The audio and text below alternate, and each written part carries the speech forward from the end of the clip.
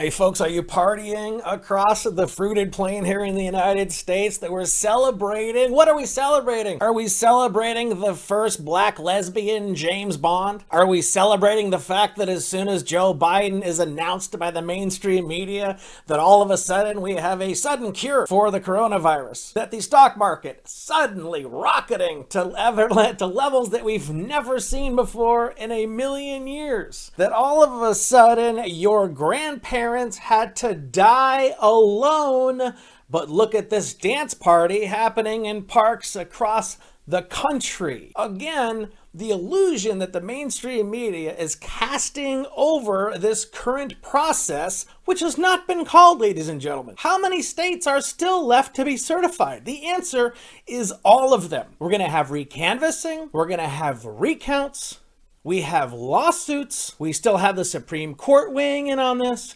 We still have the House weighing in on this. If you head on over to the Facebook page, you can see on there that we have our first lawsuit that's been brought in where they have affidavits sworn testimony, and the evidence said that what? Absentee ballots were brought in through the back door, that if somebody showed up without proof of who they were allowed to vote anyways. They were allowed to use incorrect birth dates. Again, folks, there have been people who have been rigging elections as long as there's been elections. And so you can watch the goalposts move. Remember? Well, it's not, there's fraud. Sure, there's fraud.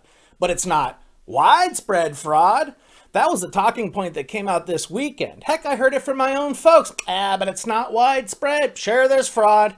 It's not widespread. Sure, it's widespread, but it wasn't enough to change the results of the election.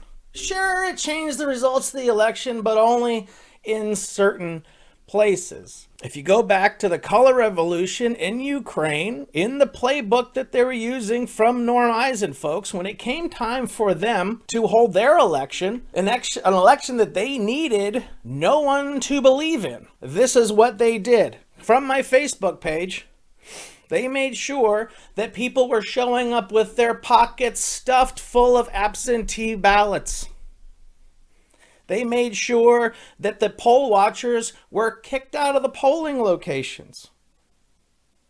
They made sure that turnout, when it was normally 67 to 70%, suddenly in places were 89 and 98%. They made sure that there was fraud on both sides. So as soon as you could point to your opponent, look at them using fraud, then they immediately said, oh yeah, well you guys were using fraud as well. What it comes down to, folks, is that they don't want or need you to believe in the electoral process. It's not about, and never has been about, winning or improving institutions. It's about eroding your language. It's about eroding order. It's about eroding the Constitution, because that's what this small cadre of insurrectionists using Marxism, this 20 to 30 million Americans that have come together, who have spent 4 years vilifying half the country as dangerous white supremacists, who told you that there was going to be a blue wave, who told you that Joe Biden was ahead by 17%, now cannot explain why the Republicans picked up so many races in the House, why so many historically blue places in the country suddenly flipped red.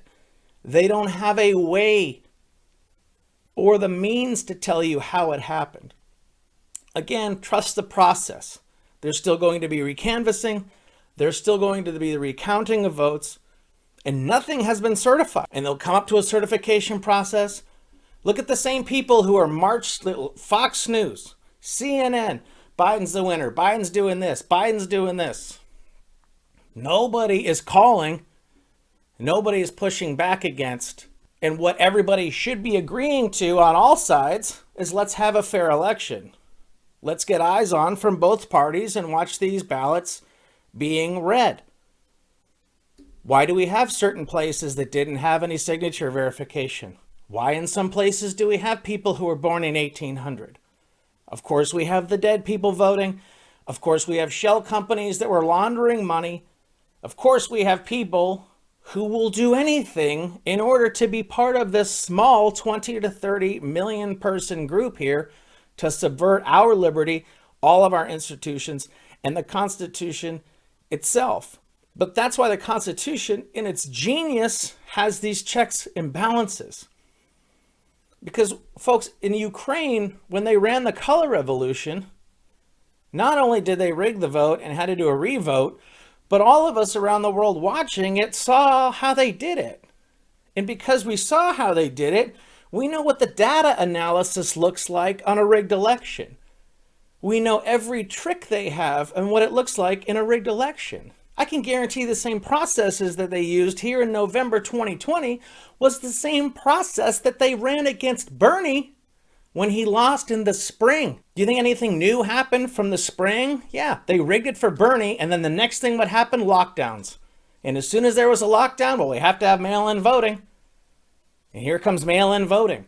Again, sure, there was fraud, but it wasn't widespread fraud. Oh, it didn't affect the election. Oh, and now it's too late. All part of one giant operation. But because the way we know and the way that the color revolution was planned, that we have the processes in place and the constitutional checks in place to stop our enemies, foreign and domestic, from coming in and running roughshod, using an universal mail-in ballot, using a media that is trumpeting the same message. I know for me, my vote has not yet shown up on the North Carolina website. So I don't know, I don't have any proof. I know that I went in there and I filled in my bubbles and I sent it through the machine. It said I did good, I got a sticker, and I'm on my happy ass way. But every day I'm going to show up and go to this North Carolina website and see that it has been tabulated. And as of yet, no, it has not been tabulated. 71 million voters, ladies and gentlemen, of the United States who voted for Donald Trump are watching this election being stolen from them. That is 71 now independent million, 71 million independent journalists who are going to verify that their vote has been counted. And if it hasn't, they're going to raise holy hell and will join the cacophony of sound that's going to be happening during the recount and during the recanvassing. And that's just in this piece of it. And then we go to the giant 2 Senate races that they're going to run off in Georgia. We already have one side. Come on, move on in. If you're here by December 7th, your vote's going to count. So we're going to have a whole new way to cheat an election moving in for this. And in the same way, we knew how they were running it in Ukraine. We watched them run it here. We're going to watch them do it again in Georgia. And if we have the same evidence that we saw in widespread fraud that got the elections overthrown in Ukraine, then those same, the same way our State Department looked at that, though they're going to look at this. And if they determine that the entire election was fraudulent across all 50 states, then that's when the Constitution jumps in. And that's when it goes to the legislature, who has a 26 to 24 Republican over Democrat. And they're going to vote along party lines. And Donald Trump is going to get his victory. And whether or not he chooses to be our president for the next half, who knows? If he runs off and starts his own media corporation, well, he's ahead. Because if you saw what Fox News did to their viewers this weekend, they are hemorrhaging viewers. CNN was more truthful than Fox News, folks. And they're going to sell you this Biden lie as long as they can, because when and if this flips to Trump, ladies and gentlemen, you're not going to question why the buildings are still boarded up today. Because violence is the answer. That's why they ran out Esper today, because he was against the Insurrection Act. And they brought in this gentleman Miller, who is a what? He is a war specialist in tactics from irregular warfare. And that's where we are today, folks. Thanks for tuning. Stay the course. Again, the principles and the institutions of the Constitution will always win out over the individual ne'er-do-well coming to steal my freedom and yours. God bless America.